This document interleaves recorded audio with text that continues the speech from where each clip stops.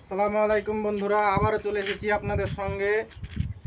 এবং আজকে একটি ওয়াল প্লাস্টার এবং গাঁথনি কাস্টিং কাজের প্রসেস নিয়ে এসেছি। এই যে দেখছেন আপনারা, এই যে গাঁথনিটা করা, এই গাঁথনিটা করা অ্যাকচুয়ালি ভুল পদ্ধতিতে করা আছে। এই যে দেখছেন 1.5 ইঞ্চি, কোনো জায়গায় 1 ইঞ্চি, কোনো জায়গায় 1 ইঞ্চিতে একটু বেশি। এই যে মশলাটা ভাঙা হয়েছে গাঁথনিতে বা জয়েন্টটা ছাড়া হয়েছে, এটা কিন্তু পুরো ভুল পদ্ধতি। কেননা এই মশলাটা ভাঙার কারণেই ওয়ালটা ফাটল ধরে। আপনাদেরকে এখনই একটা ভিডিও দেখাবো আমি, যে আমাদের এই ওয়ালটা ফাটল ধরেছে। মশলাটা ভাঙার কারণেই গাঁথনিতে ফাটল আসে এবং প্লাস্টার করলে এটা মাকড়সার জালের মতো দেখাবে। মাকড়সার জালের মতো 100% বলছি এই ফাটলটা ধরবে।